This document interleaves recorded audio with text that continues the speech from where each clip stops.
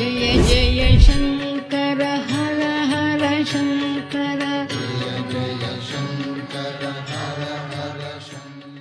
ஆன்மீக அன்பர்கள் அனைவருக்கும் அன்பு வணக்கம்.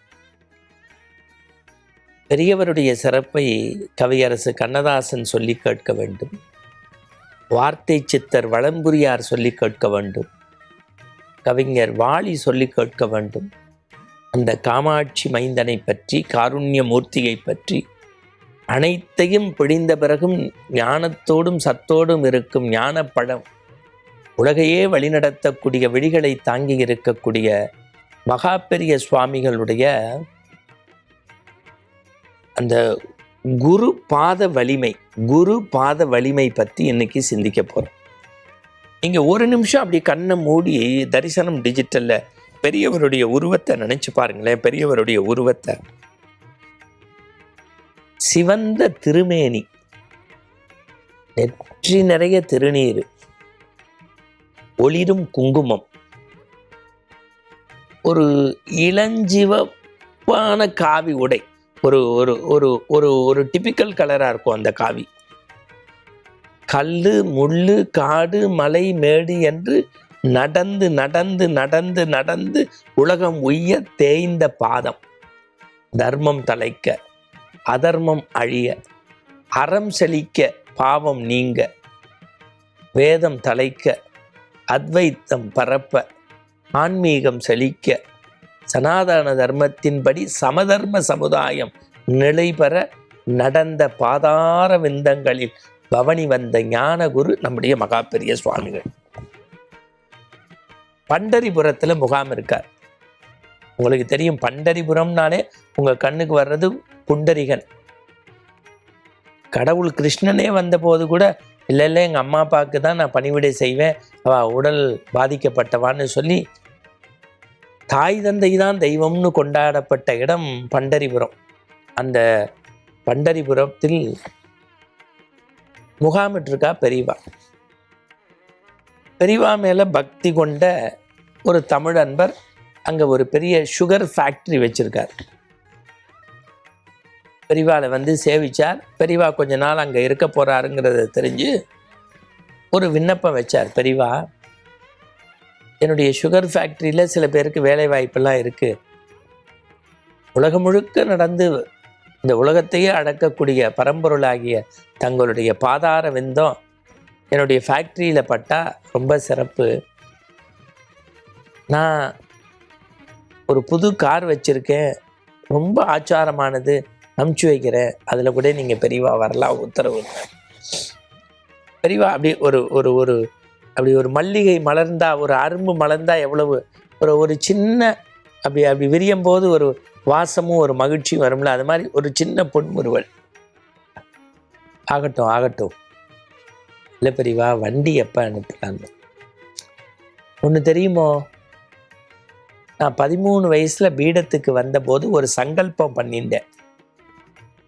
ரொம்ப பவித்திரமாக அதை பவித்திரம்னா ரொம்ப உண்மையான, நேர்மையான, அன்பான, அதுக்கு மேலே பவித்திரத்துக்கு மேலே ஒன்றும் கிடையாது. அதனால தான் நம்ம சொல்லுவோம் கையில் பவித்திரத்தை போட்டுன்னு பூஜைன்னா. ஏன்னா ஒரு தூய்மையின் அடையாளம் தான் பவித்திரம். 13 வயசில் ஒரு சங்கல்பம் பண்ணேன் மடத்தில் பீடாதிபதியாக வந்தபோது. என்ன? என் வாழ்க்கையில் எந்த நாளிலும் சக்கரம் வைத்த நாற்காலி அமருவதில்லை. அப்படின்னா என்ன அர்த்தம்? வாகனத்தில் பயணம் பண்ணுறதில்ல. எப்போ? பெரியவருடைய 13 வயசுலன்னா என்ன காலம் அது? சக்கரம் வச்ச வண்டியில் ஏறுறது இல்லைங்கிறத ஒரு சத்தியப்பிரமாணம் எடுத்திருக்கார். எப்போ? காலையில் கல்கத்தாவில் காஃபி குடித்து டிஃபனுக்கு டென்மார்க் போய், மதிய உணவிற்கு மத்திய பிரதேசம் சென்று, இரவு உணவுக்கு இங்கிலாந்து போய், தூங்குவதற்கு தூந்திர பிரதேசத்தின் வழியாக ஆந்திர பிரதேசம் வந்து வீட்டில் அப்பாடான்னு தூங்குற டெக்னாலஜி உலகம் இது. சக்கர வண்டியில் ஏற மாட்டேன்னு சத்தியப்பிரமாணம் வச்சுருக்கேன், நடந்தே நாளைக்கு வந்துடுறேன்னு ஃபேக்ட்ரிக்கு போயிட்டார். இந்த ஃபேக்ட்ரிக்கு கூப்பிட்டவர் பூர்ணகும்பம்லாம் கொடுத்து மரியாதை பண்ணி அப்படி அடறாரு. என்ன பெரியவா இப்படி இந்த நவீன உலகத்தில் இப்படி நடந்து வரீங்க இது அப்படின்னு பெரியவா ஒன்று சொன்னா, ஒன்றும் இல்லைப்பா, இப்போ நம்ம ஊர்லேருந்து அடுத்த ஊருக்கு போகிற வழியில் எல்லாரையும் பார்க்கலாம். அடுத்த ஊர்க்காரங்களும் தன்னை ஆயத்தப்படுத்திக்கிறதுக்கு ஒரு வசதி வாய்ப்பு. இயற்கையை நேசிக்கலாம். அதை விட ரொம்ப முக்கியம் என்னன்னா, நான் இளம் வயதில் பார்ப்பேன், சாலையில் போகும்போது மேடும் பள்ளவுமாக இருக்கும். நீர்நிலைகள் அப்படியே மழை பெஞ்சு அங்கங்கே குட்டையாக இருக்கும். அதுக்குள்ளே சில ஜீவராசிகள் இருக்கும். அது இந்த மழை தண்ணி அகப்பட்டு மேலே வந்துடும். மேடும் பள்ளவுமாக இருக்கும். பள்ளத்துக்குள்ளே குழிக்குள்ளே இருக்கக்கூடிய ஜீவராசிகள் மழை நின்னதுக்கப்புறம் தவ்வி தடுமாறி மேலே வந்துடும். அங்கேயும் இங்கேயும் சக்கரை வண்டி போயிட்டு வரும்.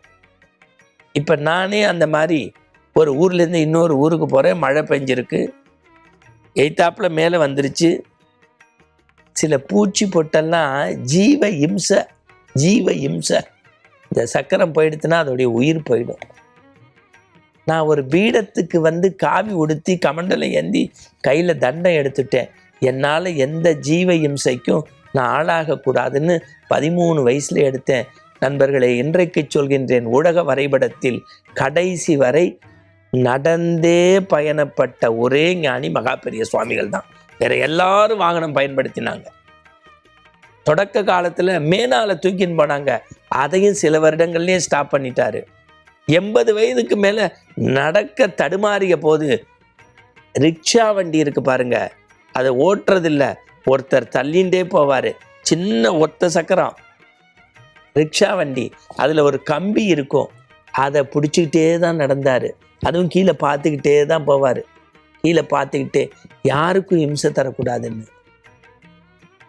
அப்போ அவருடைய பாதத்துக்கு எவ்வளவு வலிமை. அப்படியே வைங்க சார், கலவையில் நடந்ததை உங்கள் கண் முன்னாடி கொண்டு வந்து காட்டுறேன். இது நான் சொல்றது ஒரு 40-50 வருஷத்துக்கு முன்னாடி. கலவையில் இருக்கார் பெரியவா. காஞ்சிபுரம் காமாட்சி கோயிலில் கும்பாபிஷேகம். எல்லாரும் வந்து மறையா கூப்பிட்டாங்க. ஜெயேந்திரரும் பணிந்து கூப்பிட்டுட்டார். எல்லாரையும் சரின்னு சிரிச்சுட்டு மறுநாள் இவர் கும்பாபிஷேகத்துக்கு போல. ஏன் என்னன்னு யாருக்குமே ஒன்றும் புரியல. மடத்தில் இவருக்கு பக்கத்திலே இருந்து உதவி செய்யக்கூடிய ஸ்ரீமடத்து பாலு மாமா, நம்ம காமாட்சி இல்லையா, நம்ம தாயார் இல்லையா, நம்ம போகாமல் இருக்கலாமான்னார். இல்லை, ஜெயேந்திரர் இப்போ பீடாதிபதியாக வந்து மடம் எல்லாம் அவர் தான் பார்த்துட்டு இருக்கார்.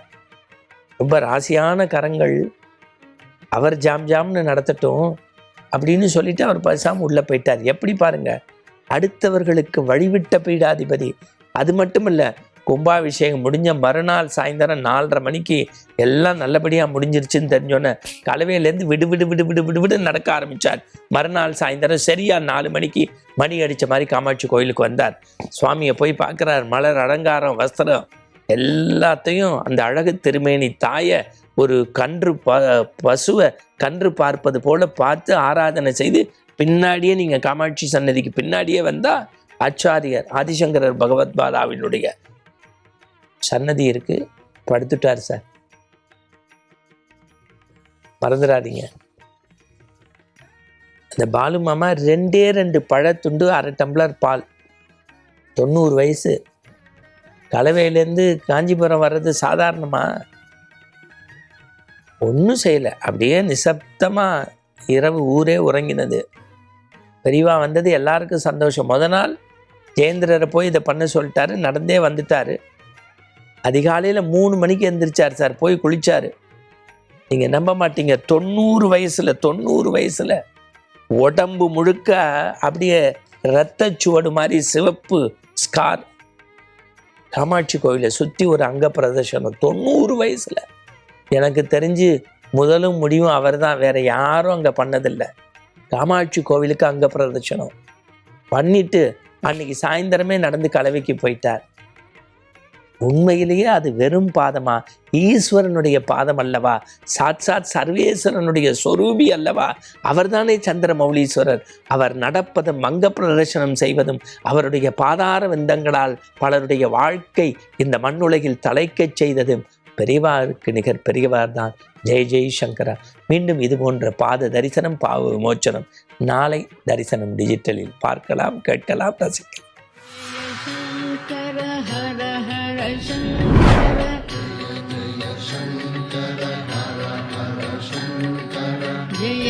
जय शङ्कर